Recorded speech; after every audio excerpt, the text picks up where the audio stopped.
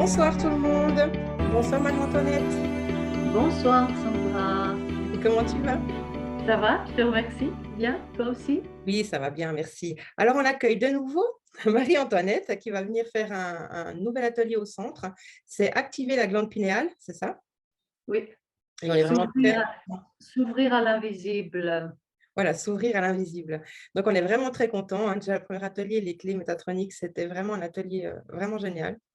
Et on est tout content que tu reviennes à nouveau. Ben, Donc, moi aussi, Sandra. donc, ce soir, tu vas nous parler donc, de ce nouvel atelier. Oui, moi je suis ravie d'avoir l'opportunité de retourner chez toi au centre à Noirègue. Je me sens vraiment bien, très bien accueillie. Oui, c'était merveilleux notre rencontre là pour les clés métatroniques.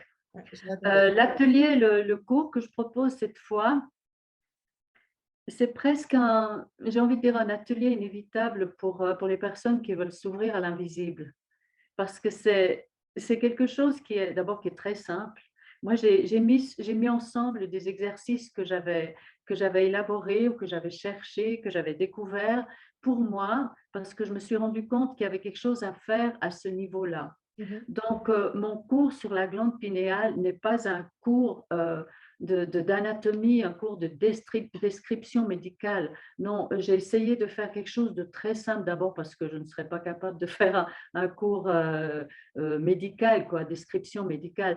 Mais j'ai essayé de faire un cours avec des exercices très, très simples, des choses qu'on peut appliquer tous les jours dans notre quotidien. Mhm. Parce que ce qu'on ne sait pas, c'est que la glande pinéale, c'est un vrai petit trésor, un vrai petit bijou qu'on a en soi et on n'utilise pas au maximum le potentiel de ce petit bijou. Alors, mon intention en créant cet atelier que je vais donner, c'est de proposer des exercices basés sur la respiration, des exercices qui sont repris certaines fois partiellement dans certains cours de yoga, des exercices de respiration, exercices de concentration, exercices ou encore des propositions de nourriture, des propositions très concrètes de ne pas manger certains aliments et de favoriser d'autres parce que la glande pinéale, par exemple, elle est très sensible au fluor qu'on trouve dans le dentifrice, par exemple. Donc, plus je mange naturel, plus je regarde d'équilibrer mon pH dans le corps en regardant de ne pas consommer trop d'aliments acides, mais de regarder d'équilibrer mon taux de pH, ma glande pinéale va travailler beaucoup mieux. D'accord. Ça, Donc, c'est pour moi. c'est pas Oui. une formule, mal, parce que quand on dit s'ouvrir au monde de l'invisible, tu entends quoi par là? S'ouvrir au monde de l'invisible. Eh ben voilà, alors on va commencer par le début, hein, parce que c'est par là que j'aurais dû commencer. La glande pinéale, elle est située au centre de notre tête.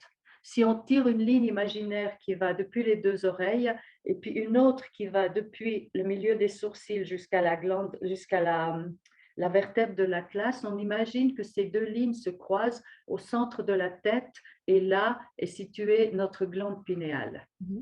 Quel est le rôle de la pinéale? Alors, schématiquement, voilà ce qui se passe.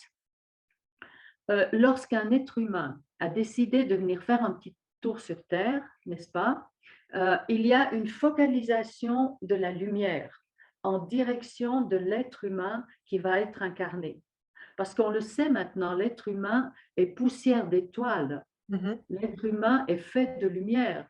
Quand on a dit pendant des années, tu es poussière et tu retourneras poussière, on a cru qu'il s'agissait de la poussière de la Terre. Voilà, de la Terre, tout à fait. Mais en Mhm. réalité, maintenant, on sait que nous sommes des êtres de lumière, incarnés sur Terre pour venir faire une expérience dans la matière.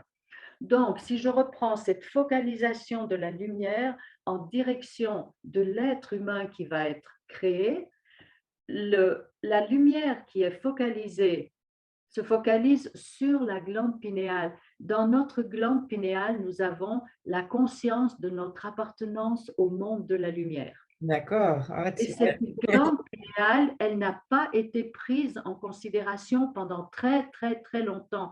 C'est un peu comme dans notre ADN, quand on disait c'est l'ADN poubelle, ça ne sert à rien. Mais en réalité, c'est ce qui nous connecte à notre réalité spirituelle, à notre réalité de lumière. Mais ça, jusqu'à maintenant, nous ne le savions pas. Mhm. Et maintenant, nous avons la chance, avec l'ère du Verseau dans laquelle nous venons d'entrer, les consciences s'ouvrent et nous comprenons des messages qui étaient déjà là il y a fort longtemps, mais que notre niveau de conscience ne pouvait pas nous permettre de comprendre. Mhm. La glande pinéale qui reçoit notre lumière, elle a la forme d'une pomme de pin, d'où son nom. Mhm. Mhm. Et on peut trouver, par exemple, dans plusieurs endroits, mais allez savoir qui connaissait le sens de ces symboles. Dans la cour du Vatican, par exemple, à Rome, il y a une grande statue qui a la forme d'une pomme de pin. Mhm. On pourrait se dire, mais qu'est-ce qu'elle fout là, cette pile? C'est clair. Mhm. Et chez les Sumériens, on parle du dieu, comment est-ce qu'il s'appelle, le dieu Ele Enki, qui a dans sa main une pomme de pin. Il la tient comme ça. On voit cette pomme de pin avec les petites écailles. D'accord. Ouais. Toutes ces représentations nous montrent que nous avons en nous cette glande pinéale qui fait le lien entre notre monde de la matière et le monde de la lumière d'où nous sommes issus. D'accord. Ouais, c'est tellement clair comme tu expliques. J'adore. J'adore. Merci beaucoup. Oui, c'est tout à fait fascinant. Ah ouais. C'est extraordinaire. Alors moi, j'essaye vraiment de mettre, euh, parce que c'est simple. Si c'est trop compliqué, c'est pas pour nous, c'est pas bon. Il y a seulement certains initiés qui pourraient Mhm. comprendre. Mhm. Mais c'est simple parce que tout le monde peut avoir accès à la connaissance de qui il est. Mhm. Et cette connaissance va nous libérer. Ouais. Pourquoi la représentation du pain avec ses écailles, de la pomme de pin avec les écailles? Parce que la glande pinéale, elle est composée de petits cristaux d'apatite.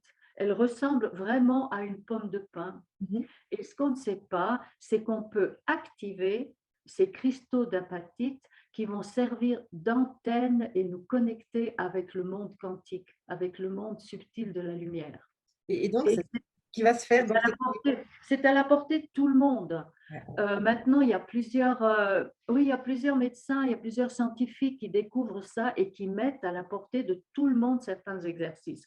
Moi, mon travail, ça a été juste de faire des recherches, d'étudier à quoi ça servait et puis de les exercer sur moi avant de les donner aux autres. Mhm. Mhm. Alors, j'ai découvert que, par exemple, une glande pinéale qui est activée, elle fabrique de la mélatonine parce que c'est l'hormone qui est fabriquée par la glande pinéale. Et cette glande pinéale euh, fabrique de la mélatonine qui se transforme en benzodiazépine. Mais tu vois où on va chercher la benzodiazépine, c'est Mhm. ce qui sert à fabriquer le Valium pour calmer les esprits qui sont trop analytiques et qui basculent dans la dépression. Mhm. Donc, c'est extraordinaire, c'est qu'on a en nous la benzodiazépine qui va calmer notre peur Mhm. parce que ça va nous connecter avec notre véritable nature. Oh là là, j'adore. C'est vraiment super. Oui, moi je trouve que c'est passionnant parce Mhm. que c'est à la portée de tout le monde. Tu vois, sur l'avant du corps, on a les chakras, les centres énergétiques. Mhm. Les centres énergétiques, c'est juste la manifestation dans le corps, justement, de cette lumière des mondes subtils Mhm. qui s'incarne dans notre corps et qui, depuis la glande pinéale, va descendre à l'autre glande qui est la pituitaire, puis à l'autre glande qui est la thyroïde, et puis après au Mhm. thymus, et puis au pancréas, etc. etc. Donc, c'est relié donc la pinéale au chakra couronne. Oui, D'accord, ok. la pinéale, certaines philosophies la mettent dans le troisième œil, et puis d'autres chakras couronne, mais elle concerne un peu les deux chakras. Mhm. Mhm. Cette glande pinéale, elle dort, mais il faut la réveiller. Et elle dort parce que le maximum de notre énergie vitale, elle est enfermée dans les trois chakras du bas qui conservent notre survie, Mhm. nos peurs, nos colères, nos émotions de survie. Donc, cette énergie vitale, elle ne peut pas monter, stimuler la pinéale et ouvrir les chakras du haut parce qu'elle est occupée à garder notre peur dans les chakras du bas. D'accord. Mhm. Alors, en résumé, mon atelier va comporter des exercices. On va libérer les chakras du bas Mhm. et on va provoquer la circulation du liquide céphalorachidien le long de la colonne vertébrale, parce que dans le liquide céphalorachidien, il y a des molécules électriques qui, par une respiration bien spécifique, va monter jusqu'à la glande pinéale et va venir toquer à la glande pinéale. La glande pinéale, qui est stimulée par des molécules électriques, elle va scintiller et elle va donner à ces cristaux d'apatite une certaine position, et ces cristaux d'apatite vont prendre la forme d'une antenne pour capter les messages des mondes subtils. D'accord. Et après cet atelier, donc quand voilà, on a activé de nouveau notre glande pinale, à quoi on peut s'attendre? Voilà. Alors, c'est bon. D'abord, comme à tous mes exercices, je dis, ils fonctionnent à une condition, c'est que vous les pratiquez. Mhm, mhm. Alors, il y a d'une part certains exercices, il y a certaines attitudes mentales, prendre conscience de nos peurs, de nos schémas psychologiques, ça c'est évident. Et puis l'alimentation, tout ça, puis les travail sur la respiration. Alors, à quoi on peut s'attendre? Alors, il y a, pour l'avoir suffisamment pratiqué et enseigné, ce que j'observe, c'est que c'est comme si on enlève un peu notre rigidité, Mhm. notre peur, et on est beaucoup plus sensible et on peut avoir beaucoup plus d'intuition. D'accord.